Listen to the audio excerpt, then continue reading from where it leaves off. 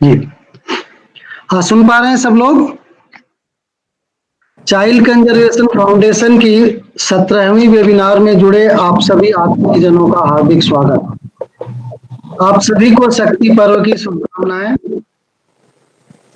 हम सबके लिए शक्ति की साधना से अधिक महत्व शक्ति के शोधन एवं संधान का है। मध्य प्रदेश की एक ऐसी ही बेटी ने शक्ति का संधान कर एवरेस्ट की दुरूहता एवं कठिनाइयों को अपने साहस और हौसले से घुटने टेकने पर मजबूर कर दिया है। रामधारी सिंह दिनकर की पंक्तियां बिल्कुल फिट बैठती हैं। है कौन विघ्न ऐसा जग में, टिक सके वीर नर के मग में, खम ठोक ठेलता है जब नर, पर्वत के जाते पांव उखड़, मानव जब जोर लगाता है, पत्थर पानी बन जाता है। इन पंक्तियों को चरितार्थ करती हमारे बीच जुड़ी हुई हैं मेघा परमार जी। मेघा मध्य प्रदेश की पहली महिला एवरेस्ट राइडर होने के साथ साथ महिला बाल विकास की तरफ से बेटी बचाओ और बेटी पढ़ाओ की ब्रांड एम्बेसडर भी हैं। किन परिस्थितियों में मेघा ने एवरेस्ट पे राइडिंग किया, क्या उनके पास संसाधन रहे, कैसी उनका प्रशिक्षण रहा, इन सारी बातों पर विस्तार से हम मेघा के साथ जानना चाहेंगे।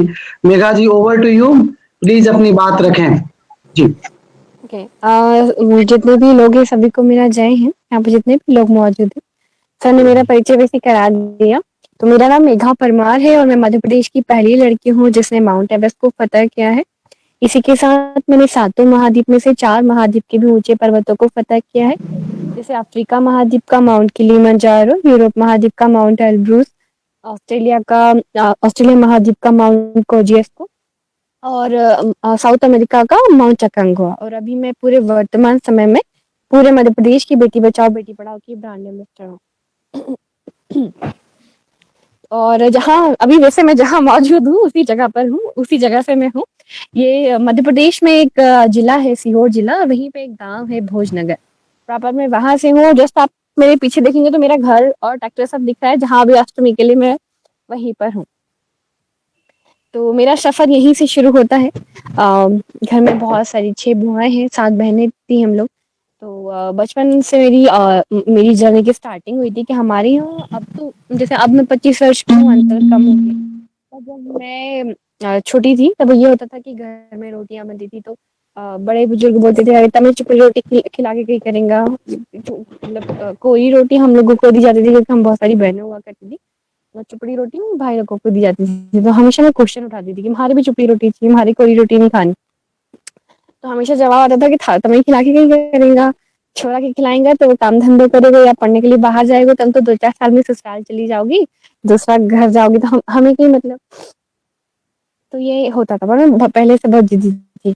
मेरी मुझे चाहिए तो मैं छीन के खा लेती थी अपने भाई लोगों का हमेशा। तो फिर बड़ी हुई, मेरी बाकी की एजुकेशन मेरे मामा साहब के यहाँ पूरी हुई 12वीं कक्षा तक। जब आप दूसरों के घर रहते हो तो आपको एक टमाटर भी फ्रिज में से निकालने से पहले सोचना पड़ता है ले या नहीं ले। दूसरा ये होता है कि माँ बाप के पास तो आप भूख लगती है तो जिद कर सकते हैं कि खाना खाना है, ये करना है, वो करना है। दूसरों के घर आप कह भी नहीं सकते कि आपको 3 रोटी नहीं, आपको 6 रोटी की भूख है, आपको 6 रोटी खानी है। बहुत सारी ऐसी चीजें होती है जिससे आपको कॉम्प्रोमाइज करना पड़ता है, क्योंकि मम्मी पापा की इतनी अच्छी आर्थिक स्थिति नहीं थी। और कई बार ऐसा होता था कि इतना पैदल चलने के बाद सलवार जो होती थी वो बीच में से छन जाती थी, जिसे हमेशा कुर्ती ढक के रहते थे। तो वो परिस्थितियां बहुत चैलेंजिंग रही और उसी ने मुझे बहुत मेंटली स्ट्रॉन्ग किया। और मैं जिस कम्युनिटी से बिलोंग करती हूँ, हमारे यहाँ बालपन में ही सगाइयाँ कर दी जाती हैं। तो आज से 1 साल पहले तक मेरी खुद की एंगेजमेंट को 17 साल पूरे हो चुके थे। तो मेरा 12वीं कक्षा के बाद ये हुआ था कि अब मेघा की भी शादी कर देंगे, सब कुछ फैमिली फिक्स हो गया था, डिसाइड हो गया था। और हमारे यहाँ सगाई ऐसे नहीं होती कि रिंग सेरेमनी होती है। हमारे यहाँ सगाई ऐसे होती है कि इस घर से उस घर नारियल भेज दिया जाता है और सगाई हो जाती है। तो मेरी भी 12वीं के बच्चा के बाद ये था कि सगाई होगी, शादी करनी है। पर उसके बाद कहते हैं ना, हम लोगों को नहीं पता होता कि हमारी लाइफ में प्लेटफॉर्म कब आता है। मेरी लाइफ में प्लेटफॉर्म बहुत अलग रूप में आया। मेरे सभी भाई लोग पढ़ने के लिए ऐसे हो गए थे गवर्नमेंट स्कूल में, तो वो भाग भाग के वापस गाँव आते थे। तो घर के दादाजी वगैरह ने देखा कि ये लड़का तो ऐसे पढ़ ही नहीं पाएगा, उसकी वजह जानने के लिए जब वो सीहोर गए तो पता चला कि उनको भाई के हाथों का खाना अच्छा नहीं लगता था, ना ही टिफ़िन अच्छा लगता था। इसलिए वो गाँव से वापस पढ़ने सीहोर जाते ही नहीं थे। जब बड़े पापा वहाँ गए तो उन्होंने देखा कि इन लोगों के रूम के जस्ट सामने गर्ल्स कॉलेज था। तो उनके मन में ख्याल आया कि मेघा की ग्रेजुएशन करा दें, उन्हें जस्ट अभी 12वीं करी है, छोरा उनकी रोटी भी बन जाएगी और एक की भी ग्रेजुएशन हो जाएगी। और वो मेरी लाइफ का टर्निंग पॉइंट कह सकते हैं, पहला प्लेटफ़ॉर्म या गोल्डन चांस जो ऊपर वाले ने दिया। यदि वो नहीं होता तो शायद भले ही रोटी बनाने के लिए भेजा था सीहोर, पर किसी रूप में तो भेजा था ना। तो कई बार हमारी लाइफ में हम लोगों को पता ही नहीं होता कि ऊपर वाला किस रूप में हमें चांस दे रहा है। आप सबने अपनी प्रोफाइल बंद कर ली और मुझे ऐसा लग रहा है कि मैं सब सिर्फ खाली-खाली ऐसे करके बातें कर रही हूँ। तो यदि आप सब अपनी वो ऑन कर लेंगे तो मुझे ज़्यादा अच्छा लगेगा। प्रोफाइल बंद करने से आवाज क्लियर आती है, इसलिए बंद कर लिया। आप बोलिए जी। और थोड़ा सा माइक पास रख के बोलेंगे तो आवाज अच्छी आएगी जी। ओके। पर मेरे को ऐसी आदत नहीं है ना कि मैं दर्पण के सामने बोलूँ, फिर मुझे आवाज़ नहीं आएगी एक्चुअली सर इसलिए। नहीं नहीं, चलिए ठीक है जी। ओके। सो जब मैं फिर मेरा गर्ल्स कॉलेज में एडमिशन था, तो गर्ल्स कॉलेज ही मेरी लाइफ का टर्निंग पॉइंट और मेरे लिए सबसे बड़ा प्लेटफ़ॉर्म रहा था। वहाँ मैं हर चीज़ में पार्टिसिपेट करती थी, मतलब जितनी भी चीज़ें थी। जब तक आप पार्टिसिपेट नहीं करोगे, तब तक आपको पता नहीं चलेगा कि आप किस चीज़ के लिए बने हुए हो। तो वहाँ मैं डांसिंग, एक्टिंग जितनी भी चीज़ें होती थी सभी में पार्टिसिपेट करती थी। वो तो जब मैं वहाँ सीहोर गई तो हमारा जो मकान था वो दूसरी मंजिला पे था। तो मुझे नीचे से मतलब 7-8 कुप्पे भर के पानी ऊपर लेके जाना पड़ता था, क्योंकि सभी लोगों को नहाना-धोना सब कुछ करना होता था, हैंडपंप था। पर मुझे लगता है शायद मैं उस दिन इतने कुप्पे भर के पानी ऊपर नहीं लेके जाती तो मेरे पैर आज इतने मजबूत नहीं होते। तो आपकी यदि जो भी कुछ आपकी लाइफ में होता है, या तो ऊपर वाला आपको बहुत बड़ी सक्सेस देने वाला होता है, इस चीज़ के लिए होता है, या बहुत बड़ी सफलता मिलने वाली है उसकी तैयारी करवा रहा होता है। तो हमें हमेशा अपनी लाइफ को अलग नज़रिए से देखना चाहिए। उसके बाद गर्ल्स कॉलेज में मुझे समझ में आ गया था कि मैं यदि गाँव से हूँ तो मैं बहुत रोड गर्ल हूँ, तो मैं स्पोर्ट्स में काफ़ी अच्छा कर सकती हूँ। तो मैंने स्पोर्ट्स में पार्टिसिपेट करना स्टार्ट किया और मैंने फिर मालदीव में इंडिया को रिप्रेजेंट किया। मध्य प्रदेश के एनएसएस की सर्वश्रेष्ठ वॉलंटियर रही। मैंने 2 गाँवों को एलईडी युक्त किया, जिसके तहत भारत सरकार ने मुझे स्टेट अवार्ड से सम्मानित किया। इन सब चीज़ों के बाद ऐसा लगा कि हाँ, ऊपर वाले ने कुछ थोड़ा बहुत मुझे दिया है या मैं कुछ कर सकती हूँ। उसके बाद बात आती है कि अब आगे क्या? क्योंकि फिर ग्रेजुएशन कंप्लीट होने वाला था। तो मैंने पिताजी से फिर 2 साल माँगे कि मुझे केवल 2 साल दे दीजिए आप। और अगला ये था कि मुझे कुछ करना है, अंदर चल रहा था पर समझ नहीं आ रहा था क्या करना है। उसी दरमियान मैंने अखबार में पढ़ा था कि मध्य प्रदेश के 2 लड़कों ने माउंट एवरेस्ट समिट किया। वहीं पे क्लिक हुआ कि जब मध्य प्रदेश के 2 लड़कों ने किया, लड़की ने नहीं किया, तो वो लड़की मैं क्यों नहीं हो सकती? मेरे भी तो 2 हाथ पैर हैं। पर जिस दिन हम ये चीज़ सोच लेते हैं तो हम फिर कुछ भी कर लेते हैं। और इससे पहले बछेंद्री पाल मैम ने 32 साल पहले माउंट एवरेस्ट समिट किया था। तो मुझे ये था कि मध्य प्रदेश से कोई नारी शक्ति क्यों नहीं? फाइनली ये चीज़ होने के बाद उससे पहले माउंटेनियरिंग की एबीसीडी भी मुझे नहीं पता था कि क्या होती है। माउंटेनियरिंग के कोर्स किए, भारत में इसके 5 इंस्टीट्यूट है, वहाँ पे कोर्सेज़ होते हैं। तो वहाँ से कोर्सेज़ किए, बहुत रगड़ा देते हैं, मतलब सर्वाइवल सिखाते हैं। 2 मैगी के पैकेट में 3-3 दिन तक जंगलों में सर्वाइव करवाते हैं। इग्लू बना के रहना पड़ता है। हील रनिंग करनी पड़ती है, 25-25 किलो का बैग लेके चलना सिखाते हैं। कोर्स में हमें सिखाते हैं कि आपके लिए आइस केवल फ्रिज में रखी हुई आइस है ना, हमारे लिए आइस क्या हो जाती है, सॉफ्ट आइस पे अलग चलना है, ब्लू आइस पे अलग चलना है, ब्लैक आइस पे अलग चलना है, क्रैम्पन का कैसे यूज़ करना है, ये सब। तो फाइनली अब ये हुआ कि मुझे माउंट एवरेस्ट जाना है, चाहे जो हो जाए। और मैं आपको पहले ही बता दूँ कि यही मेरी कमी है, वही मेरी ताकत है। मैं बहुत ज़िद्दी हूँ और यदि एक चीज़ को ठान लेती हूँ तो फिर मुझे अभी तक ऊपर वाले की दया से ऐसा था कि बहुत कम ऐसा हुआ कि उस चीज़ से मुझे कोई एडिंग कर मतलब हटा पाए। पर इसी ज़िद की वज़ह से मैंने बचपन में बहुत मम्मी की मार भी खाई है। जैसे यदि आज मैं सोच लूँ कि मुझे गाँव जाना है, बारिश हो रही है, तो मैं रेनकोट पहन के जाऊँगी। मान लो फिर मेरी स्कूटी भी पंचर हो जाएगी तो मैं पंचर जुड़वा के जाऊँगी। पर मैंने ये सोच लिया कि मुझे आज गाँव जाना है, तो ऐसी कोई चीज़ नहीं है जो मुझे रोक दे। तो माउंट एवरेस्ट भी सोच लिया था, तो अब ये था कि अब तो जाना ही है, चाहे जो हो जाए। और फिर मैं पता चला आज 25 लाख रुपए का अमाउंट लगता है। तो इससे पहले मैंने 25,000 रुपए भी हाथ में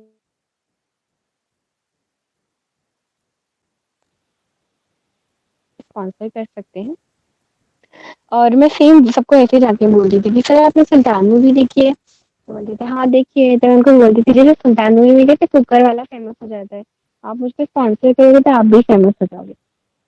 इसलिए कुछ लोग ना करते थे, पर फिर उसमें काफी हद तक मदद हुई। इससे ये समझ में आया कि लोग हाँ करेंगे या ना करेंगे, इससे ज्यादा क्या करेंगे।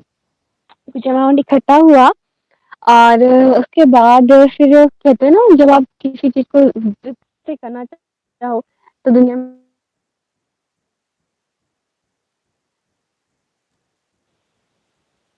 तो कहते थे तुम बच्चा हमेशा यहाँ खड़ी रहती हो, क्या प्रॉब्लम है बताओ। मैं कहा सर मुझे ना माउंट एवरेस्ट जाना है। फिर उन्होंने एक ही बात कही कि इस बच्ची को माउंट एवरेस्ट जाना है, ये रोज वल्लभ भवन की सीढ़ियां चढ़ रही है। वो दिन था। और फिर उसके बाद उन्होंने कहा केवल तुम तैयारी करो। और फिर मैंने अच्छे से तैयारी करी और फाइनली ये हुआ कि जब मैं माउंट एवरेस्ट के लिए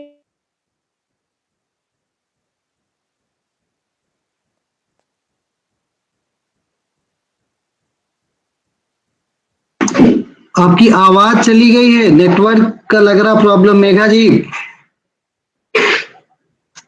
मेघा जी सुन रही हैं?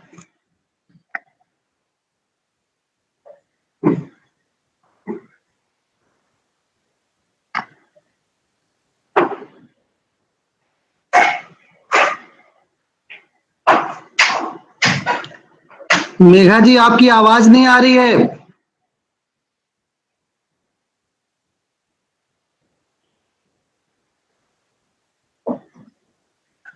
माउंट एवरेस्ट के 4 कैंप होते हैं जिसमें 2 महीने का समय लगता है। कई बार बहुत तेज एवलांच आने के चांसेस होते हैं, इसलिए हम लोग रात को क्लाइंबिंग करते हैं। मतलब आप ये समझ सकते हैं कि दूसरों गेमों में आप हारते हो या जीतते हो, माउंटेनियरिंग में आप जिंदा रहते हो या मर जाते हो। कैंप 3 70 डिग्री का ग्रेडियंट होता है जिसको पार करके आप ऊपर जाते हो, जहाँ आपको जाना होता है तो कैराबिनर लगाना पड़ता है। कैंप 3 के बाद आता है डेथ जोन, जहाँ पे आपको डेड बॉडीज के बगल से क्रॉस, डेड बॉडीज के ऊपर ऊपर से क्रॉस करना पड़ता है। कैंप 4 मतलब जहाँ आप सप्लीमेंट ऑक्सीजन पे रहते हो और जहाँ डेड बॉडीज का हब, और वहाँ डेड बॉडीज स्लीपिंग बैग में रखी हुई होती है, जिनके बीच में आपको रहना पड़ता है। फिर सबमिट पुश होता है, इसके बाद आप टॉप पे पहुंचते हो। और 4 दिन से खाना तो बहुत दूर की बात होती है, हलक में पानी जाए हुए 2 दिन हो जाते हैं। डिहाइड्रेशन की वजह से होंठ सूख जाते हैं, कई शेरपाओं की इस बीच डेथ हो जाती है। बहुत सारी ऐसी चीजें होती है कि कई लोगों को हम खून की उल्टियां होते हुए देखते हैं, तो कहीं ना कहीं एक बहुत बड़ा चैलेंज हो जाता है। फाइनली 2018 को हम समिट पुश कर रहे थे और मात्र मेरे 700 मीटर रह गया था, ऊपर वेदर खराब हो गया था और मेरी स्पीड थोड़ी स्लो थी, तो मेरे शेरपा को मुझे वहीं से आना पड़ा था। वो 700 मीटर मेरे शेरपा ने यही कहा था कि पहाड़ वही है, तैयारी करके वापस जा सकते। पर जब मैं गाँव आई तो लोग ताने देने लगे कि अरे तुम्हारी छोरी तूने 700 मीटर नहीं करी हो, यो वो बहुत सारी बातें जो को नहीं बन रही थी। मैं वापस तैयारी करने के लिए गई और वहीं पे मेरी आर्टिफिशियल वॉल टाइमिंग के दरमियान फॉल हो गया मनाली एक्सप्लोर में। मैं नीचे गिरी तो मेरी रीढ़ की हड्डी में 3 हाइलाइन फ्रैक्चर हो गए। मेरी लाइफ में सबसे खतरनाक बस का सफर मनाली से दिल्ली का सफर रहा था, जब मुझे इंस्टीट्यूट वालों ने वहां से भेज दिया था।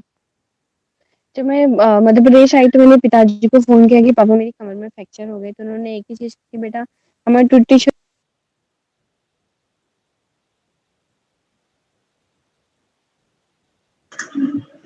मेघा आप शायद लेफ्ट हो गए हैं।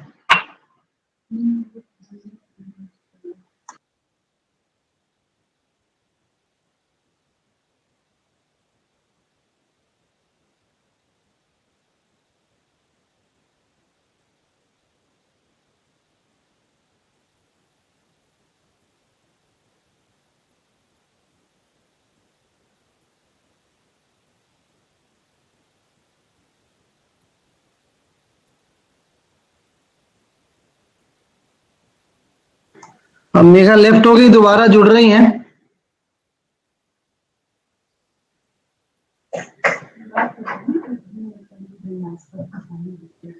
बहुत ही प्रेरणास्पद कहानी है। रीढ़ की हड्डी टूटने के बाद भी हार नहीं मानी मेघा आपने। निश्चित रूप से ये आज की जनरेशन और आज के बच्चों को भी सीखने की एक। ओके, तो फिर कहाँ तक हम पहुँच गए थे, आप मुझे बता सकते हैं? आप बस से मनाली का सफर शुरू होता है आपका, हेलो? मनाली से दिल्ली का। मनाली से दिल्ली के सफर के बाद लिंक टूटी है, वहां से कंटिन्यू करें। सर हम कहाँ तक पहुँच गए थे, आप मुझे बता सकते हैं? बस में आप बैठ जाते हो मनाली से दिल्ली आने के लिए, वहां से। ओके, क्योंकि मुझे ये नहीं पता था कि कब हाँ ठीक है, वीडियो बन जी रही है। जी जी जी, मनाली से दिल्ली के सफर पे आप जी। तो सबसे खतरनाक सफ़र वही रहा था और मेरे पिताजी ने मुझे एक ही चीज़ कही थी कि बेटा तू गाँव मत जा दे।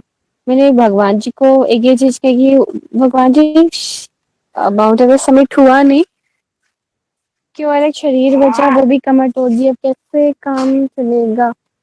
भैया इधर मत ला जाइए प्लीज़। जब हमने एमआरआई कराया तब मुझे पता चला कि मेरी रीढ़ की हड्डी में 3-3 हेयरलाइन फ्रैक्चर है। इसकी वज़ह से मुझे पूरा 1 साल वेट करना पड़ा बेड रेस्ट पे रही मैं और जिसकी वज़ह से बहुत ज़्यादा प्रॉब्लम हो रही थी क्योंकि मैं मेंटली बहुत टूटती जा रही थी। आपका सपना आपसे इतना पास से छूट जाता है, बहुत सारी दिक्कतें होती है। अब ऐसे टाइम पे क्या करोगे? पापा-मम्मी से बात होती नहीं थी। फिर मैं डेली जब बिस्तर पे सोती रहती थी तो मेरे टीचर डेली मूवी लगा जाते थे। तो उसमें एक मूवी थी Manjhi the mountain man, Chak De India जो जिसने मेरे जीवन को बदल के रख दिया। जैसा आप देखते हैं, जैसा आप सोचते हैं, जैसा आप सुनते हैं वैसे आप बनते जाते हैं। इस चीज़ को कभी आप प्रैक्टिकल देखिएगा। सो माफ़ कीजिएगा बगल में हमारे घर की घोड़ियाँ आ चुकी हैं, शायद उनकी आवाज़ आपको आ रही होगी। कोई बात नहीं, आप कंटिन्यू कीजिए जी। ओके, सो उसके बाद ये हुआ था कि अब मैं जब बिस्तर पे रहती थी तो डेली एक ना एक मूवी मेरे टीचर लगा जाते थे। एक मूवी थी the Manjhi the mountain man जिसने मेरी लाइफ को बदल के रख दिया था। उसमें एक डायलॉग था कि जब तक चढ़ूँगा तोड़ूँगा नहीं तब तक छोड़ूँगा नहीं। तो मैंने अपना डायलॉग बनाया था कि जब तक चढ़ूँगी नहीं तब तक छोड़ूँगी नहीं, चाहे जो हो जाए। जैसे राम राम का नाम कैसे हम रोम रोम में बसा लेते हैं, वैसे ये शब्द मेरे रोम रोम में बस गया था बाद में। जब मैं वापस बिस्तर से उठी तब तक मैं 82 केजी की हो चुकी थी, 82 केजी की हो चुकी थी। और जब मैं ग्राउंड पे पहुंची मैंने कोच साहब को बोला तो उन्होंने मुझे एक ही चीज़ बोली कि मैं ठीक है उनको प्रैक्टिस कराने के लिए तैयार हूँ पर मेरी कुछ शर्त है जो उनको माननी होगी। पहली ये कि जब लोग चल रहे होंगे तुम ट्रेनिंग करोगी तब तुम सक्सेस रहोगी। दूसरा, मैं यदि तुमको कहूँगा 8 घंटे मेघा यहाँ खड़ी रहो तो तुम पूछोगी नहीं क्यों खड़ी रहो। तो जब हम ट्रेनिंग करते हैं तब हमें इन चीज़ों का नियमों का पालन मुझे लगता है कि करना चाहिए। मैं साल भर फिर सुबह 4 बजे जागती थी, कड़ाके की ठंड में 4:30 बजे ग्राउंड पे खड़ी होती थी। 4 घंटे ट्रेनिंग करती थी, जो ग्राउंड का राउंड में 400 मीटर का लगा नहीं पाती थी। 1 महीने बाद 10 किलोमीटर मैं हर दिन दौड़ने लग गई थी। क्योंकि स्कूल में टीचर थी, वहाँ पे काम करती थी दिन भर। 5-5 रुपए बचाती थी मैं ताकि शाम को सब्जी खरीद ले और 5-5 रुपए मैं आज भी बचाती हूँ। पैदल चलूँगी पर उसकी सब्जी खरीद लूँगी।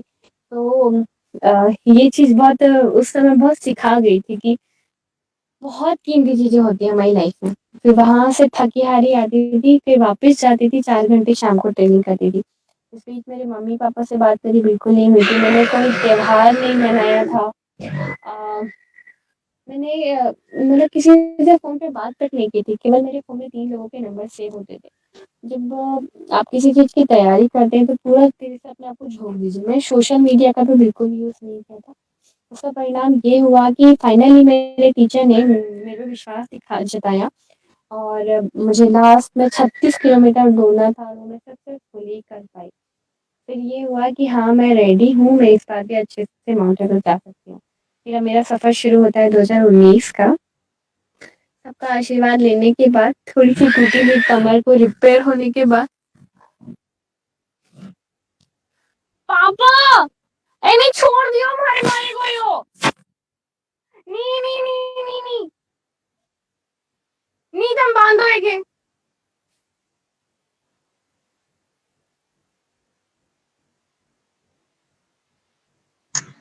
मेघा आपकी आवाज कट रही है। मेघा सुन पा रहे हैं? हेलो? जी बोलिए। मैं सभी से बहुत सारी माफी मांगना चाहती हूँ क्योंकि मैं गाँव हूँ तो यहाँ स्थितियाँ बहुत अलग होती है। कोई बात नहीं, हमारा अनुभव है। आप कंटिन्यू बहुत कीजिए, अच्छी आप। लगी, आप तो कंटिन्यू कीजिए। जी, बहुत अच्छा अनुभव है, आनंद आ रहा है। जी। जी, मेरे भाई ने घोड़े छोड़ दिए, सो मैं दूसरी जगह पे पहुंच रही हूँ। अच्छा, थोड़ा सा इंतजार कीजिए। ओके, सो ये होता है कि मैं 2019 में जाती हूँ, मेरे टीचर मुझसे विश्वास करते हैं और उसके बाद होता यह है कि पुरानी चीजें फिर से दोहराई जाती हैं। उतना ही पहाड़ टफ होता है, पहाड़ तो हर बार नई परीक्षा लेता है, रूट अलग अलग बनते जाते हैं और इन सब चीजों के बाद पुरानी कमियों को मैं लिख के गई थी कागज में कि इस बार मुझे क्या क्या चीजें हैं जो मिस नहीं करनी है। तो पहली चीज थी कि पिछली बार मेरी तैयारी शायद इतनी अच्छी नहीं थी, तो मैं तैयारी के मामले में बिल्कुल रेडी थी। दूसरा था कि मैं शाकाहारी हूँ, तो मैं पिछली बार खाना प्रॉपर नहीं खाई थी बेस कैंप तक, तो मैं वीक बहुत हो गई थी। तो उसका सब्स्टिट्यूट मैंने ये निकाला कि मैं वहां का खाना नहीं खा पाऊंगी, तो मैं घर से लड्डू बना के लेके जाती हूँ। तो मैं ड्राई फ्रूट्स के बहुत सारे लड्डू बना के लेकर गई थी। अब मेरा एक ही बैग 32 किलो का हो गया था, दूसरा इक्विपमेंट वाला बैग अलग हो गया था। हमारे जो इक्विपमेंट ही आते हैं वो 4-4 लाख रुपए के आते हैं, क्योंकि वो -47 डिग्री में आपको बचाते हैं। बहुत सारी चीजें होती है जो पूरा जिंदगी उस पर डिपेंड करती है। तो हम जब एयरपोर्ट पे पहुंचे, भोपाल एयरपोर्ट पे, तो वहाँ की मैडम बोलती है, मैडम ये तो डोमेस्टिक एयरपोर्ट है, यहाँ केवल 7 किलो अलाउ होता है, आपका एक ही बैग है जो 32 किलो का है और इस बैग में केवल लड्डू है, तो आप एक काम कीजिए, इसको छोड़ दीजिए। अब मैं ऐसे धर्म संकट पे आ चुकी थी एयरपोर्ट पे कि मैं क्या करूं। तो मैंने डिसाइड किया कि चाहे जो हो जाए मैं लड्डू नहीं छोड़ूंगी। तो एयरपोर्ट वाली मैडम ने मुझसे 16,000 का फाइन करवाया था। मतलब 16,000 रुपए के लड्डू मैंने दिल्ली लेकर गई थी एयरपोर्ट पे 16,000 का फाइन देके। तो ये मेरी लाइफ का सबसे खतरनाक वाला पल था। आज तक शायद कोई भी लड्डू के लिए साल 16,000 रुपया फाइन नहीं देकर गया होगा, मुझे ऐसा लगता है। पर वही लड्डू मेरी शान बन गई थी जब मैं बेस कैंप में पहुंची थी। जितने भी इंडियंस होते थे सब लड्डू के लिए आते थे। और उसके बाद सफर शुरू होता है। हम कुंभ ग्लेशियर की पूजन करते हैं। जाने से पहले माँ बाप से जब प्रॉपर बात नहीं हो पाती है, तब याद आती है कि हमारे लिए हमारे अपने कितना कुछ करते हैं। बहुत सारी चीजें होती है जो फील होती है, रियलाइज होती है जब हम मौत के इतने करीब होते हैं। और सभी चीजों को फिर से फेस करने के बाद, सभी बहुत सारी डेड बॉडीज को पार करने के बाद, नए चैलेंजेस को पार करने के बाद, 22 मई सुबह 5 बजे में दुनिया की सबसे ऊंची जगह टॉप ऑफ द वर्ल्ड पे थी, मध्य प्रदेश की पहली लड़की बनने के साथ इंडिया का फ्लैग लेके। और एक ही चीज आ रही थी, आज मैं ऊपर आसमान नीचे, इससे ऊपर या तो आसमान है या भगवान है। दुनिया गोल है, आपने हमेशा सुना होगा, वहां से नजारा दिखता है जिससे पता चलता है हाँ दुनिया सच में गोल है। दुनिया के सारे माउंटेन्स वहां से छोटे छोटे नजर आते हैं और आप -47 डिग्री टेम्परेचर होता है, टेम्परेचर जिसमें आप उंगलियां भी निकालोगे ना, चंद सेकंड में आपकी उंगलियां गल मतलब फोस टाइट हो जाता है, गल जाती है, काली पड़ जाती है, उंगलियां काटनी पड़ती है। और मेरे कई साथी तो ये चीजें होती है। उसके बाद हम वापसी आ रहे थे। पहाड़ों पे कहा जाता है जितना जरूरी समिट शिखर पे पहुंचना होता है, उससे कई ज्यादा जरूरी शिखर से वापस सकुशल वापसी होती है। सो इस बार ट्रैफिक बहुत ज्यादा था, धक्का मुक्की में मेरा सन ग्लासेस गिर गया। यहाँ आपका चश्मा गिर जाएगा तो कोई फर्क नहीं पड़ेगा, जब हम ऊपर से आते हैं सन ग्लासेस गिर जाते हैं तो सूरज की किरणें बर्फ पे गिरती हैं, बर्फ से रिफ्लेक्ट होकर आपकी आंखों में आती है, जिससे स्नो ब्लाइंडनेस हो जाता है। तो मुझे स्नो ब्लाइंडनेस हो गया था, जिसकी वजह से मेरी आंखों की रोशनी चली गई थी। मेरी शेपा ने कहा, बहनी आपको स्नो ब्लाइंडनेस हो गया, जल्दी जल्दी नीचे पहुंचना पड़ेगा, या तो आप जिंदगी भर के लिए अंधी हो जाओगी या 4 दिन के लिए या 1 दिन के लिए। हम फटाफट कैंप 4 पहुंचे समिट से और मुझे बिल्कुल दिखाई देना बंद हो गया था। मजबूरी में हमें वो रात वहां बितानी पड़ी। माइनस में टेम्परेचर होता है, -42, -40, मतलब आपकी बॉडी कुछ देर भी आप रोक देते तो खून ऑटोमेटिकली जमने लग जाता है। तो रात भर हाथ पैर का मूवमेंट करते रहे, ऑक्सीजन बहुत लिमिटेड थी, उसको बचाने की कोशिश करते रहे। सुबह मैं जागी तो मेरी शेरपा ने कहा, बहनी तुम्हारे को दिखाई दे रहा है क्या? मैंने कहा, दाई मुझे बिल्कुल नहीं दिखाई दे रहा। तो मेरा शेरपा बोलता है, जल्दी जल्दी हम नीचे चलते हैं। और मैंने सबसे पहले अपने शेरपा से क्वेश्चन पूछा, दाई पहले ये बताओ आप कि रात को आप मेरे को जोर जोर से हिला क्यों रहे थे? जब मैं रात को सो रही थी मेरा शेरपा मुझे जोर जोर से झकझोर रहा था। तो उसका रीजन मैंने पूछा था, दाई बोलते हैं कि मैं चेक कर रहा था तुम मरी तो नहीं हो, क्योंकि ऐसे टाइम में कई बार हमें पता ही नहीं होता, सबसे मीठी मौत पहाड़ों पे होती है, आपकी ऑक्सीजन खत्म होती है और आप मर जाते हो। तो चेक कर रहे थे कि मैं मरी तो नहीं मरी। अरे बाप रे, मतलब एक पल तो सुन के ऐसा लगा कि ये क्या क्या हुआ। फिर हम लोग जल्दी जल्दी नीचे उतरने लगे और जिसका डर था वही हुआ। मेरा ऑक्सीजन सडनली जो जिसका डर था वो खत्म हो गया, क्योंकि हमने रात को वो वेस्ट कर दिया। और जैसे ही ऑक्सीजन खत्म हुई, मैंने अपने शेरपा को बोला दाई आप चले जाओ। मेरा शेरपा मुझे छोड़ के नहीं गया उस समय। जब आपकी सांसें खत्म होती है, यहाँ और मैं और आप बहुत सारी ऑक्सीजन ले रहे हो और आपको पता भी नहीं चल रहा है। जब आपको सांसें नहीं आती ना, आपकी कंठ पूरा खींचने लग जाता है, आपकी नाभि के पास कुछ इकट्ठा होने लग जाता है और आपके बॉडी के जितने भी रोम छिद्र है उसमें से लिक्विड निकलना स्टार्ट हो जाता है। और मैं एक एक सांस सोची थी कैसे तो आ जाए, तो मैंने अपने शेरपा को बोला तो जाए चले जाओ। मेरा शेरपा मुझे छोड़ के नहीं गया।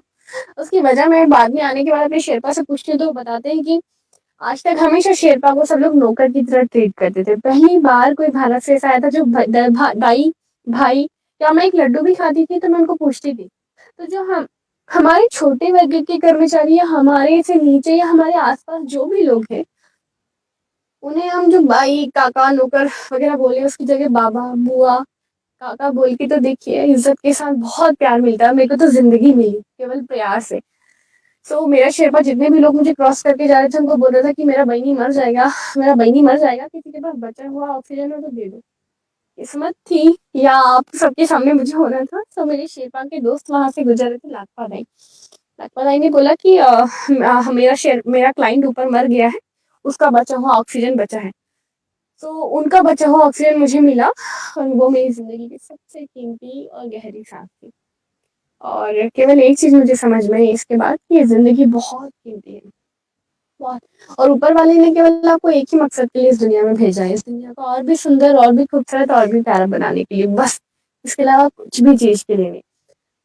जब मैं अस्पताल पहुंची तब मुझे पता चला कि जो ऑक्सीजन जिनका मुझे मिला था वे शायद आपने अखबार में पढ़ा होगा, दो हस्बैंड वाइफ थे, अंजलि कुलकर्णी मैम, शरद कुलकर्णी जी, जो माउंट एवरेस्ट समिट करने के लिए गए थे। और अंजलि कुलकर्णी मैम की डेथ ऊपर हो गई थी।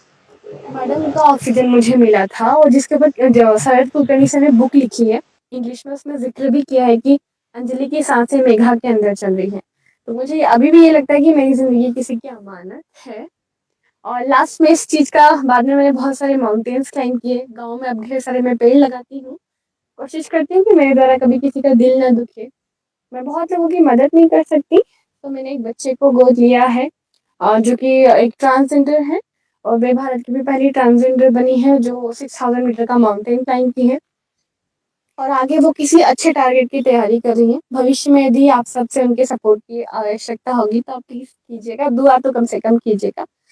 और बाद में ये था पूरी चीज का सार कि आप कुछ भी कर सकते हैं, यदि आप चाहे तो कुछ भी कर सकते हैं। संभावनाएं असीम है। इस दुनिया में इतना कुछ है देखने को, महसूस करने को, कि आपके पास थोड़ा भी वक्त नहीं है बर्बाद करने को। आप कुछ भी कीजिए। कभी भी ये मत सोचिए क्या होगा, गलतियों करने से तजुर्बा मिलेगा। बहुत कुछ नया सीखिए और प्यार बांटिए। इस दुनिया में केवल आपको प्यार बांटने के लिए भेजा है। तो यह थी मेरी कहानी। मेघा जी, निशब्द निरुत्तर निसंदेह आपकी कहानी एक ऐसी जाबाज लड़की की कहानी है जो हार नहीं मानेगी कभी भी। आपके हौसले ने एवरेस्ट को भी झुकने पर मजबूर कर दिया। बीच बीच में अगर लिंक नहीं गई होती तो निश्चित रूप से हमको बहुत मजा आता और हम अपने आप के बारे में सोचते कि हम कितने भाग्यशाली हैं जो परमेश्वर ने हमें इस तरह से नवाजा है। जहां एक तरफ मेघा जैसी बेटियां हैं जो एवरेस्ट को भी झुकने पे मजबूर कर देती हैं, वहीं दूसरी तरफ हमारे बीच एक ऐसे व्यक्ति हैं जिन्होंने अपनी शारीरिक कमजोरियों को अपनी ताकत बनाया, अपनी शारीरिक कमजोरियों को अपनी उपलब्धियों में बाधा नहीं बनने दिया। अग्निवेश शुक्ल जी शायद इनके लिए ही लिखते हैं, इस धरा के हर अंधेरे को मिटाकर सूर्य का पर्याय बनना चाहता हूँ। आदमी के शौर्य के इतिहास का मैं श्रेष्ठतम अध्याय बनना चाहता हूँ। हमारे बीच जुड़े हुए हैं आदरणीय सोनू गोलकर जी। Sonu ji Madhya Pradesh blind cricket team के कप्तान हैं और भारतीय ब्लाइंड क्रिकेट टीम के सदस्य हैं। कई सारे देशों में आपने जाकर के क्रिकेट खेला है और अपने देश का नाम रोशन किया है। आप एक बैंक में कार्य करते हैं, एक बैंक के कर्मचारी हैं और सोनू जी की जिस तरह से मेघा जी एक बच्चे को गोद लेके कुछ उसके लिए काम कर रही हैं, वैसे ही सोनू जी भी हमारे साथ जुड़ करके बहुत सारा अच्छे अच्छे काम कर रहे हैं। तो मैं चाहूंगा सोनू जी अपना माइक अनम्यूट कीजिए और अपनी बात रखिए। निश्चित रूप से बहुत अच्छा वेबिनार चल रहा अभी तक का हमारा। Sonu ji, over to you, please अपनी बात रखिए। सुन पा रहे हैं सोनू जी? सोनू जी?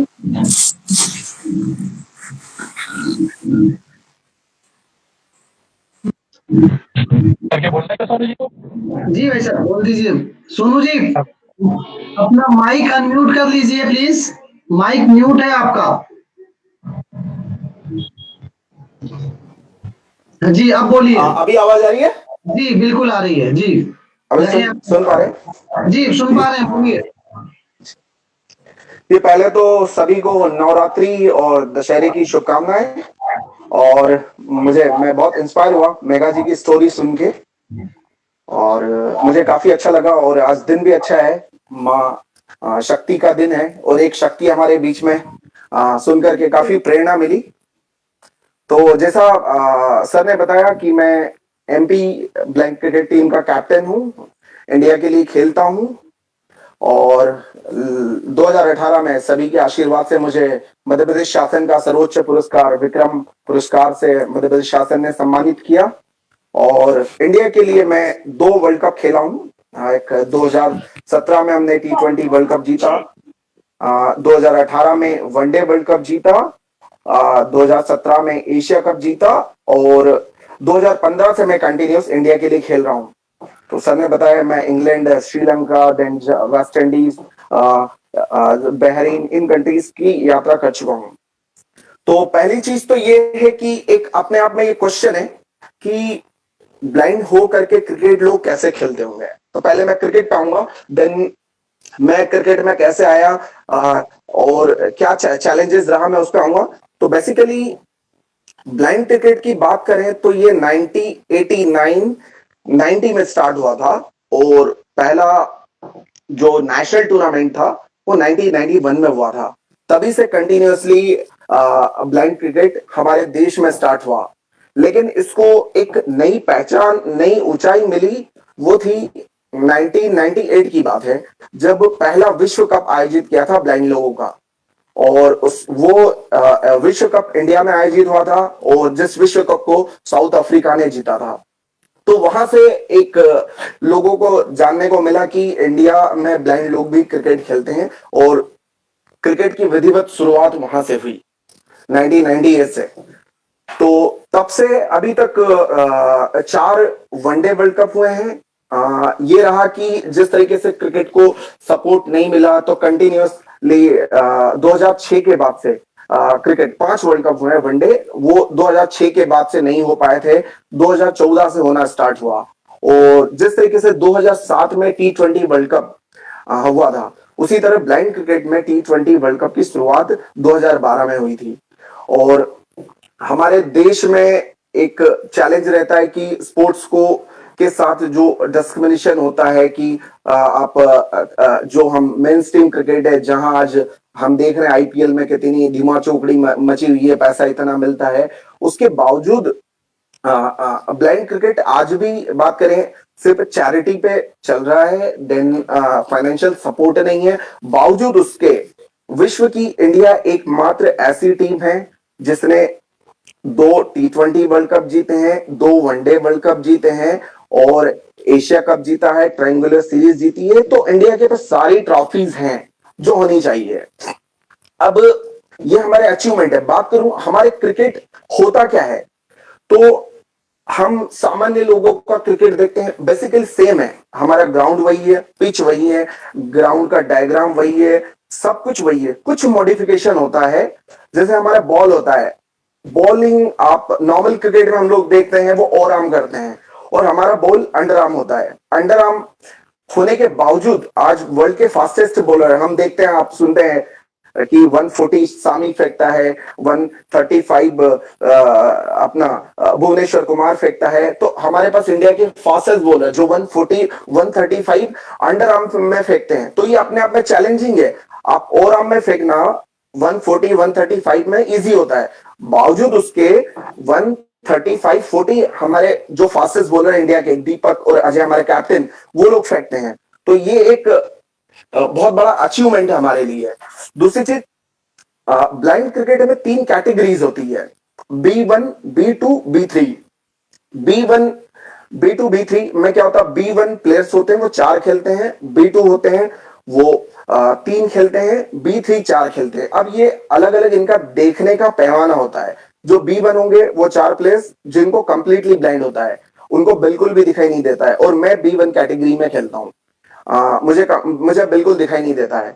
और इसी तरह B2 होते हैं, उनका जो उनका विजन होता है वो 3 मीटर तक देख सकते हैं, और B3 होते हैं उनका विजन होता है 6 मीटर तक देखने का। तो ऐसा कॉम्बिनेशन होता है प्लेयर्स का, 11 लोगों का। अब एक चैलेंज B1 के लिए बहुत चैलेंज होता है। 2 चीजें हैं, एक तो आपको बॉल पर कॉन्सेंट्रेट करना है, दूसरा आपको एक्सटर्नल जो साउंड आता है। मुझे याद है हम लोग 2017 में इंडिया वर्सेस इंग्लैंड का मैच खेल रहे थे इंदौर के होलकर ग्राउंड में। क्राउड 25,000 क्राउड था। मुझे क्या बॉल की आवाज तो कि हमें अपनी आवाज नहीं आ रही थी, बावजूद उसके हमने इतना उसके वो एक चैलेंज था कि इतना एक्सटर्नल शोर होने के बावजूद हमने इतनी अच्छी शानदार फील्डिंग करके B1 ने स्पेसिफिकली और स्कोर करके इंडिया को जिताया था। तो ये क्योंकि B1 का अगर कंसंट्रेशन नहीं है, साउंड नहीं है, तो ब्लाइंड क्रिकेट में सक्सेस नहीं हो पाएगा। दूसरा उनके लिए एक एज होता है, एज ये होता है कि अगर वो B1 स्पेसिफिकली अगर 1 रन करेगा तो उसको 2 मिलेगा, अगर वो बाउंड्री मारेगा तो उसको 8 रन मिलेगा, क्योंकि उसके लिए स्कोरिंग काफी चैलेंजिंग होता है आपको, क्योंकि उसको फील्डिंग का आइडिया नहीं होता है। उसके सब कुछ डिपेंड करता है उसका जो साथ में रनर होता है, क्योंकि वो खुद रनिंग नहीं करता है, रनर उसको बताएगा कैसे कहाँ आपको प्ले फील्ड में बॉल मारना है या हिट करना है, जो भी वो सारी बताता है। तो इसलिए उनको डबल रन दिया गया है। दूसरा, हमारे क्रिकेट में B1 को के लिए जो महत्वपूर्ण रोल होता है हमारे विकेट कीपर का ज्यादा होता है। हम यूं भी वैसे भी देखते हैं कि MS धोनी पीछे से बताता है कुलदीप को या फिर चहल को कि भाई बॉल कहां से गिरने पे ज्यादा घूम रहा है, ये हो रहा है। तो हमारे यहाँ विकेट कीपर गाइड करता है कि आप किस डायरेक्शन में बॉल डालना है, और वो आपको गाइड करेगा। साथ में जब शॉट बल्लेबाज मारता है तो वो बताता है कि बॉल किस डायरेक्शन में गया है, उस प्लेयर को अलर्ट करेगा, तो वो उस हिसाब से पोजीशन लेता है। तो ये हमारा ओवरऑल जो क्रिकेट होता है, जिस तरीके से रूल्स है, रेगुलेशन, बाकी जो रूल्स हैं, जो LBW, ग्राउंड का शेप, वो ऑलमोस्ट सभी सेम है। अब मेरी शुरुआत क्रिकेट में कैसे हुई? बेसिकली मुझे पहले दिखाई देता था। मैं लेट ब्लाइंड हुआ 2010 के बाद, और मैं ब्लाइंड ऐसे हुआ कि मेरे को मोतियाबिंद हुआ था और उसका ऑपरेशन कराया। दिन वो ऑपरेशन सक्सेस नहीं हुआ तो मेरा विजन चला गया। अब चैलेंज ये होता कि मैं एक आदिवासी फैमिली से बिलोंग करता हूं, और आप समझ सकते हैं क्योंकि अभी हमारा सोसाइटी का जो स्ट्रक्चर देखते हैं हम, क्योंकि जो ट्राइबल आप एक इंसान है, साथ में वुमेन है, आदिवासी हैं, और साथ में डिसेबल्ड है। इसका मतलब आप मल्टीपल डिस्क्रिमिनेशन फेस कर रहे हैं। आप एक गरीब होते हैं, गरीब होने के साथ एक बैकवर्ड कम्युनिटी से होते हैं, साथ में आपको डिसेबिलिटी हो जाता है, तो आपको मल्टीपल डिस्क्रिमिनेशन फेस करना होता है। जिस सोसाइटी को या लोगों को पता नहीं होता कि आप एजुकेशन नहीं है, बात का पता नहीं है, तो वहां तो यही होगा कि मेरा बच्चा ब्लाइंड हो गया, आगे चल के करेगा क्या। तो ये एक अपने आप में चैलेंज था मेरे लिए, क्योंकि पॉजिटिव कुछ मतलब समाज में पॉजिटिविटी बहुत कम मिल रही थी। इवन ये होता था कि जो फ्रेंड्स थे जिन वो भी नहीं सपोर्ट करते थे कि वो कहीं घूमने जाना है, कहीं करना है, तो कुछ नहीं संभव था वो मेरे लिए। तो वो एक मेरे लिए बहुत चैलेंजिंग फेज था मेरे लिए, और वही मेरे लिए, मैं मानता हूं कि वही मेरे लिए मोटिवेशन बता, क्योंकि वहां से मुझे लगा कि लोग अगर इग्नोर कर रहे हैं तो मुझे लोगों को प्रूव करके बताना है, और मेरा आज भी वही एटीट्यूड है। अगर मुझे कोई कुछ बोलेगा तो मुझे वो प्रूव करके बताना है कि वो मैं नहीं कर सकता, तो मैं कहूंगा डेफिनेटली वो मुझे करना है। तो वहीं से वो मुझे प्रेरणा मिली। देन जब मैं ब्लाइंड हुआ, उसके बाद जब ब्लाइंड स्कूल में आया, तो ये 97 में मैंने ब्लाइंड स्कूल में जब पढ़ाई स्टार्ट किया, वहां मैंने देखा ब्लाइंड बच्चे क्रिकेट खेलते हैं। वो वहीं से स्टार्ट किया, और 98 में जैसा बताया मैंने वर्ल्ड कप हुआ था, और वो वर्ल्ड कप ने मुझे मोटिवेशन दिया कि मुझे इंडिया के लिए खेलना है। सॉरी, लेकिन हुआ ये कि 98 का वर्ल्ड कप हुआ, 2004 में मैंने 10th किया, और 2002 में मैंने फर्स्ट टाइम एमपी के लिए खेला था। और वहां से ये था कि उस समय इंडिया में क्रिकेट का स्कोप सिर्फ दिल्ली था। आज हम जितना एमपी में काम कर रहे हैं, दूसरे राज्यों में जो काम हो रहा है, उस लेवल पे उस समय क्रिकेट भी नहीं होता था। तो ये था, मुझे दिल्ली जाना था एडमिशन। मैंने दिल्ली एडमिशन कराया, वहां एडमिशन नहीं हुआ। देन मुझे लगा कि शायद मैं अब क्रिकेट नहीं खेल पाऊंगा, और वहां से मैंने 2012 तक ऑलमोस्ट 8 इयर्स मैंने क्रिकेट नहीं खेला। 2010 में मैं बैंगलोर जॉब कर रहा था, और 2012 में एक इंटरनेशनल कंपनी में जॉब कर रहा था बैंगलोर में, और उसी समय T20 वर्ल्ड कप हुआ। देन मुझे लगा कि नहीं, जो मैंने सपना आज से 10 साल पहले देखा था इंडिया के लिए खेलने का, वो मैं फुलफिल कर सकता हूँ। तो वो मैंने अपना जॉब रिजाइन किया, मैं मध्य प्रदेश आया। यहाँ हमने यहाँ वहां घूम करके लोगों से मिल करके क्रिकेट टीम बनाया। 2013 में क्रिकेट टीम बना के हमने 13 में वेस्ट जोन खेलना शुरू किया। वेस्ट जोन के बाद एमपी में टूर्नामेंट्स ऑर्गेनाइज किए, और टूर्नामेंट ऑर्गेनाइज करके वो 2014 में हमने इंडिया ने वर्ल्ड कप जीता था। और उसके बाद एक टूर था 2015 में, इंडिया को इंग्लैंड जाना था, और उस समय टीम का सिलेक्शन हो रहा था। उससे 4 महीने पहले ही हमने वेस्ट जोन इंदौर में किया था, जहां मेरा अच्छा परफॉर्मेंस था। तभी मुझे ऑफर आया कि आपको इंडिया के लिए खेलने के लिए जाना है। तो वो एक मेरे लिए एक खुशी का मौका था, और उसके लिए ये था कि हमें पैसे भी अपना जुटाना था, कि क्योंकि जैसे मैंने बताया फाइनेंशियल सपोर्ट नहीं होता। आपका जो फ्लाइट फेयर होता है इंग्लैंड तक का, वो हमें जुटाना था। लकीली उस समय खंडवा में एक बहुत अच्छे कलेक्टर थे, जस्ट मैंने जाके बोला, उन्होंने इमीडिएटली मुझे 80,000 दे दिया था, और वही मेरे लिए टर्निंग पॉइंट था। और उसके बाद जब हम इंग्लैंड गए, वहां मुझे याद है मेरे फर्स्ट बॉल पे मुझे विकेट मिला था, और मुझे मात्र 2 बॉल खेलने को मिला था। 2 बॉल में मैंने 8 रन बनाए थे। तो उसके बाद से वहां एक मैच हमारा ऐसे फंसा था कि हमें 32 रन चाहिए थे 22 बॉल में, और मैं नया लड़का था, मुझे जाना था बैटिंग के लिए। मेरे कोच ने बोला कोच ने बोला जाना है आपको।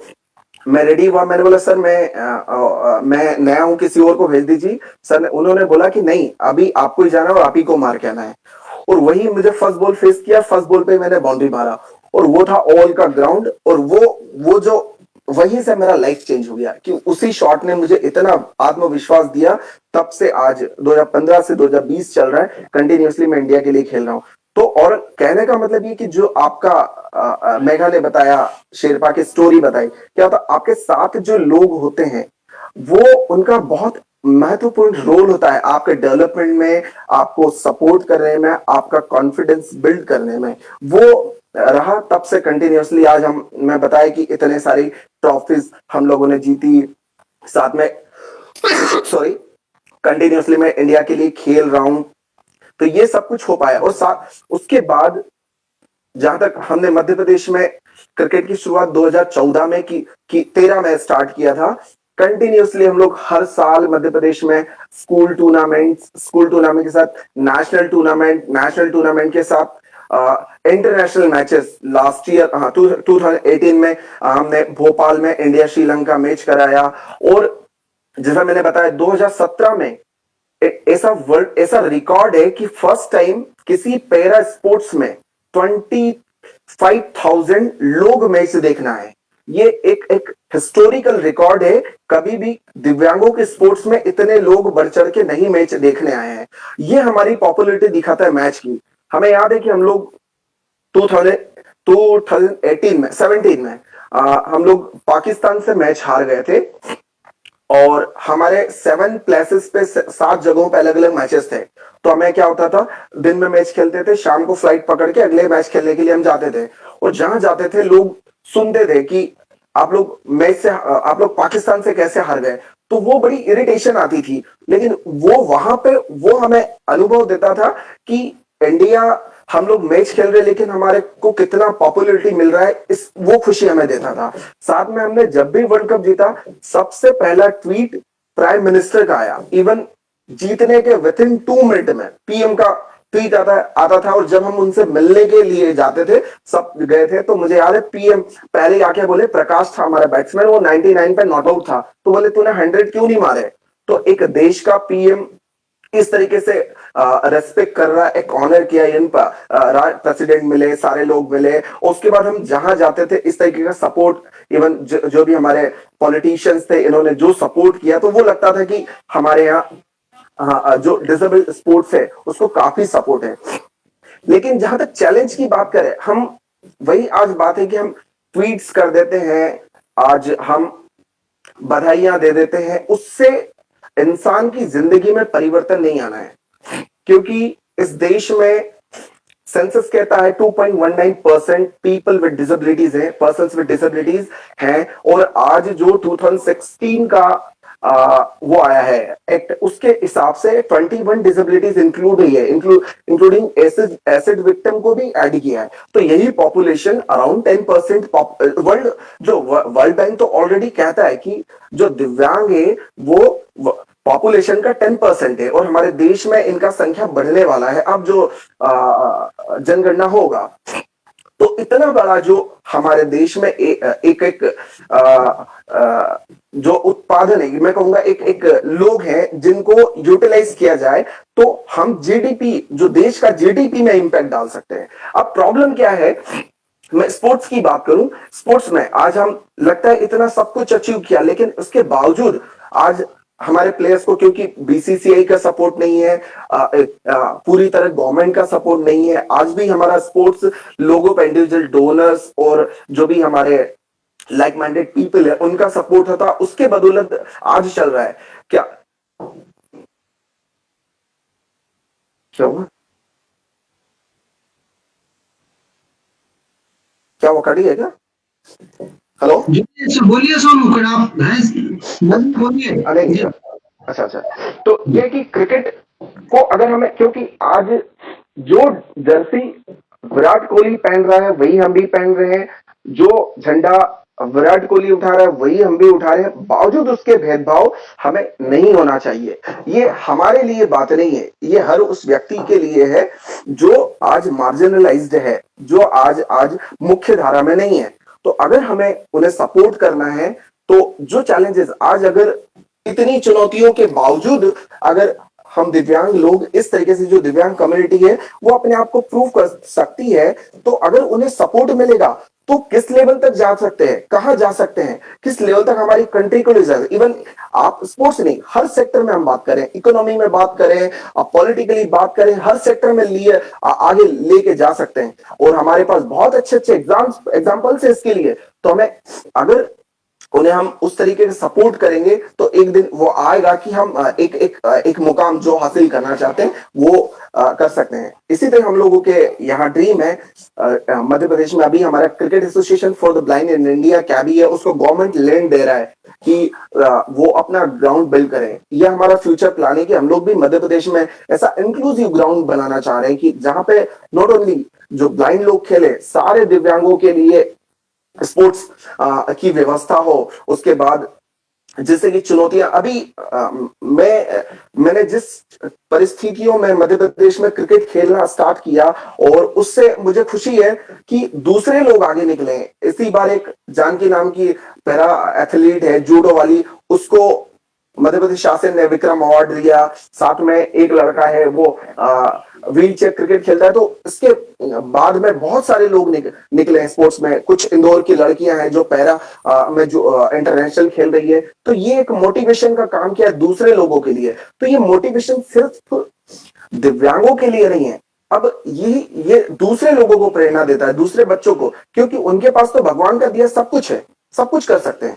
लेकिन बावजूद कमी के बावजूद, कुछ कमी होने के बावजूद अगर हम प्रूव कर रहे हैं, स्टैब्लिश कर रहे हैं, तो वो एक बहुत बड़ी बात है। मेरा ये मानना है कि हम लोगों को प्रॉब्लम नहीं है, हमारी प्रॉब्लम नहीं है, कारण ये है मैं स्कूल जा सकता हूं, लेकिन प्रॉब्लम उसकी है जो मुझे पढ़ाने में मैं पढ़ने में सक्षम हूं, लेकिन अक्षम तो वो है जो मुझे पढ़ाने के लायक नहीं, जो पढ़ाने नहीं चाहता। तो मेन प्रॉब्लम तो उसका है, डिसेबल्ड तो वो है। मैं काम कर सकता हूं लेकिन काम नहीं दे रहा वो निकम्मा है, मैं नहीं हूं। आई एम सॉरी, मैं गलत वर्ड यूज कर रहा हूं, लेकिन समाज में ऐसा हो रहा है। तो मैं अगर हमें ये भेदभाव दूर करेंगे तो हम इससे किसी व्यक्ति विशेष का फायदा नहीं होना है, ये इंटायर कंट्री का फायदा होना है। आज अगर हम इस डेवलपमेंट में जो भी 2.13% पॉपुलेशन है उसका यूटिलाइज करेंगे तो ये हमारी कंट्री को इम्पैक्ट करेगा और कंट्री में एक विकास आएगा, ये मानना है। तो इसके साथ साथ हम लोग चाह रहे हैं कि हमारी लड़कियां हैं, ब्लाइंड लड़कियों के लिए अभी हमारे यहाँ स्टार्ट हुआ है और 2021 में इंडिया टीम जाएगी इंग्लैंड खेलने लड़कियों की। तो उससे पहले हमारा ये कोशिश है कि हम लोग भी चाह रहे हैं कि लड़कियां जो ब्लाइंड लड़कियां हैं उनकी भी टीम बने और उन लोगों को भी अपॉर्चुनिटीज मिले। तो ये ओवरऑल बहुत चैलेंजेस हमने अपनी लाइफ में देखे हैं, क्योंकि आपको मुझे याद है कि एक तो आपको फैमिली से सपोर्ट नहीं है, साथ में हम लोग एक ही बैट होता था जब खेलने जाते थे, एक ही बैट लेके जाते थे, इवन लोअर नहीं होते थे हमारे पास, और लोअर होते भी थे तो हम मैच खेलते थे वो फट जाते थे, फटे हुए लोअर पहन के खेलते थे। लेकिन उसके बाद से बहुत सिचुएशन चेंज हुई है, और लेकिन ये एक शुरुआत है।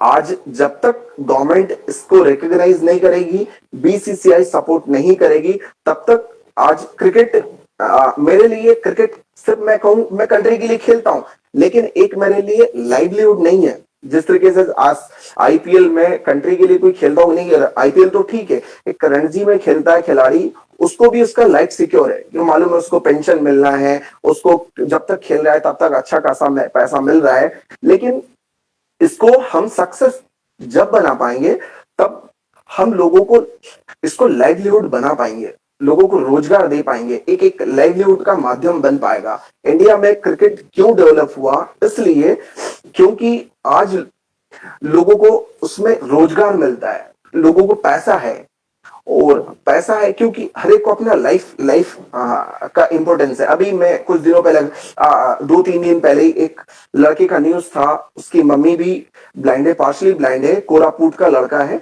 इंडिया के लिए वर्ल्ड कप खेला है, लेकिन कोरोना के कारण काम चला गया, नौकरी चली गई, कुछ है नहीं, तो बेचारा बड़ी प्रॉब्लम से अपना फैमिली को सर्वाइव कर रहा है। ऐसे ही एक हमारा लास्ट 18 में हमारे साथ वर्ल्ड कप में था वो लड़का, वो अपना जिंदगी सब्जी बेच के चला रहा है।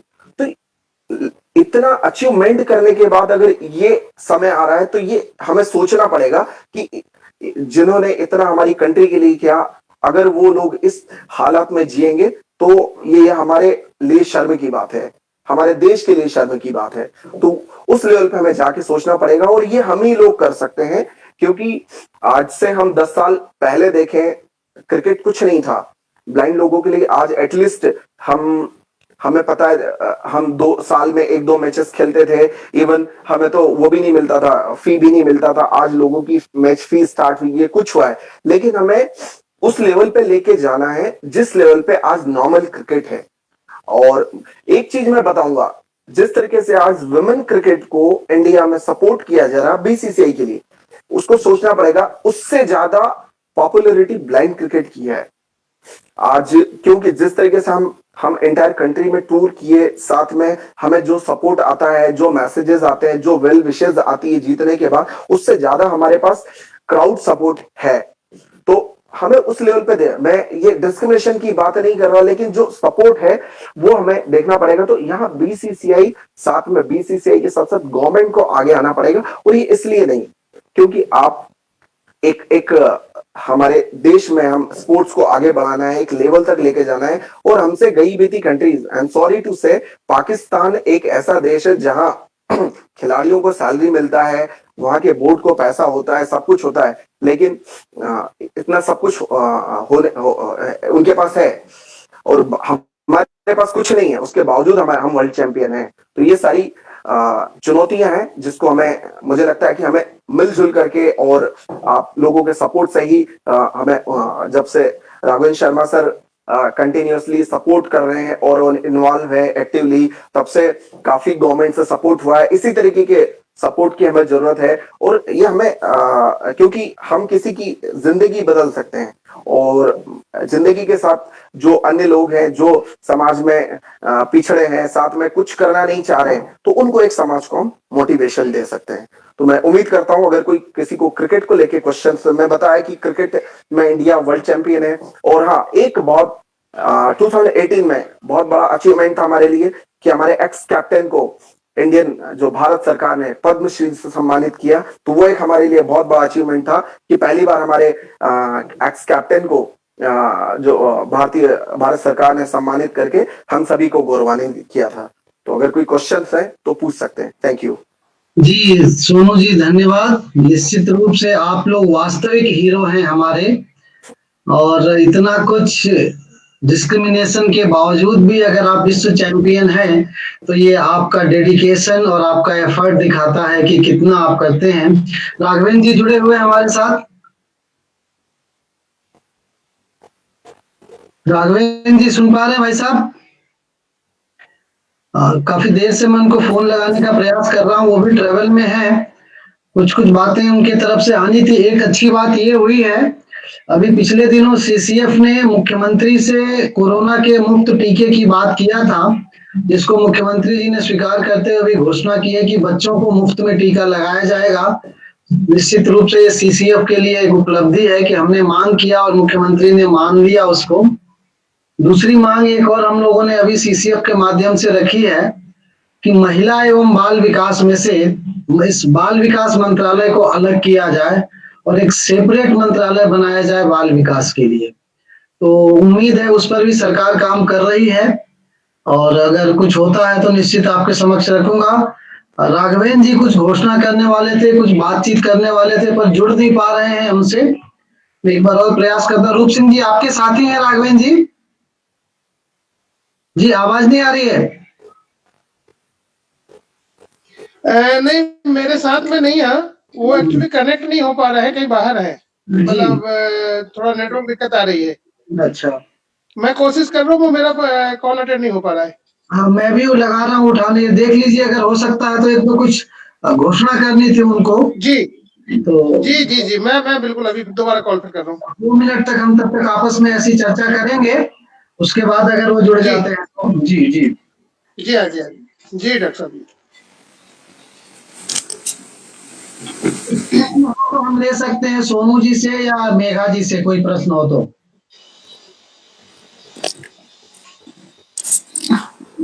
मैं तो इतना कहना चाहूंगी डॉक्टर साहब की मेघा जी से और सोनू जी की जो लाइफ हिस्ट्री सुनने के बाद मतलब लगा कि सच में कुछ भी असंभव नहीं है। हर इंसान सब कुछ कार्य कर सकता है, एवरीथिंग इज पॉसिबल। बहुत ही अच्छा लगा जानने के बाद, और एक मोटिवेशन मिला कि इनकी मोटिवेशन से सीखे हम और आने वाले बच्चों को और पीढ़ियों को भी सिखा सकते हैं तुम्हारे लिए कुछ भी इम्पॉसिबल नहीं है, बस मेहनत और लगन चाहिए। बहुत बड़ी बात है। आनंद जी जुड़े हैं हमारे साथ। जी सुन पा रहे भाई साहब मेरी बात? राघवेंद्र भाई साहब सुन पा रहे हैं? जी मैं 5 मिनट में गाड़ी में बैठ रहा हूँ, तो मैं एकदम जो आप मुझे बोलेंगे, बस मैं पीताम्बर माई के दर्शन करके बाहर निकला हूँ। अच्छा ठीक है, तो हम 5 मिनट में गाड़ी में बैठ रहा हूँ। आप चाहिए तो क्वेश्चन, आप चाहे तो क्वेश्चन अपना शुरू कर दीजिए, 5 मिनट में छोड़ता हूँ। कंटिन्यू कर दीजिए, तो कंटिन्यू। सोनू जी, मैं ये जानना चाह रहा था जिस तरीके से हमारे भारतीय टीम के पास कोई जी सोनू जी, हाँ बताइए। हाँ जी बताइए। हमारे भारतीय टीम के पास बैटिंग, बॉलिंग या फील्डिंग में कोई वर्ल्ड रिकॉर्ड भी है? हमारे पास सारे रिकॉर्ड है, कोई रिकॉर्ड ऐसा नहीं है जो इंडिया टीम चैंपियन इसीलिए है क्योंकि आपके पास वर्ल्ड के फास्टेस्ट बॉलर है। मैं एक चीज बताना चाहूंगा, 2014 का वर्ल्ड कप हुआ था, उस समय में 60 बॉल में 128 रन चाहिए थे जी। 60 नहीं 60 10 ओवर में हाँ। हमें 128 रन चाहिए थे। ये काफी चैलेंजिंग था उस समय। और 32 और 8 और 48 बॉल्स बची थी, तब हमें चाहिए थे 116 रन, 116 रन चाहिए थे 48 बॉल में। जी और वही हमारा एक बैट्समैन था प्रकाश जयरमिया, और उसकी तुलना सैयद किरवानी साहब जो हमारे 83 में वर्ल्ड कप जीते हैं जी थे, उस टीम के हिस्सा थे, वो उसकी तुलना हमेशा अपने से करते थे। जी क्योंकि उस लेवल, हालांकि किरवानी साहब की वो बैटिंग नहीं थी, लेकिन जो कीपिंग थी उसकी और उनकी एक लेवल की थी। लेकिन वो हमारा स्टार बैट्समैन था, उसने 32 बॉल में 87 रन मार के वो मैच हमें जिताया था। और एक चीज बताऊं, 20 ओवर के बाद जो मिड इनिंग होती, जो बीच में ब्रेक हुआ था, पाकिस्तान में फोन कर दिए गए थे कि हम लोग मैच जीत रहे हैं, आप तो प्रेस कॉन्फ्रेंस की तैयारी कीजिए। और वहां तैयारियां हो गई थी, और हमारे बैट्स और हम लोग बड़े टेंस थे उस समय कि क्योंकि असंभव लग रहा था। और वो मैच उनके मतलब मुंह से छीन करके वो हमारा बैट्समैन लेके आया था।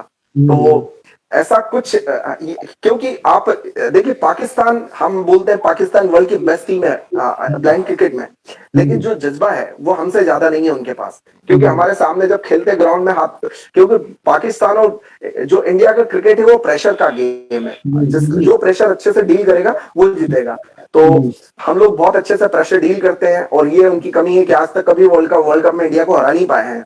लास्ट टाइम 18 का वर्ल्ड कप था, इंडिया कोई भी मैच नहीं हारी थी, अनडिफिटेड, पूरे फाइनल तक हम एक मैच नहीं हारे थे, पूरे मैच जीत करके आए थे। क्योंकि हमने पाकिस्तान को 2 बार, वो हालांकि लीग में हमें हरा दिया करती थी, लेकिन लीग में भी हरा नहीं पाई लास्ट टाइम, क्योंकि हम लोग प्रेशर पर बहुत अच्छे से डील करते हैं। और ये है कि इंडिया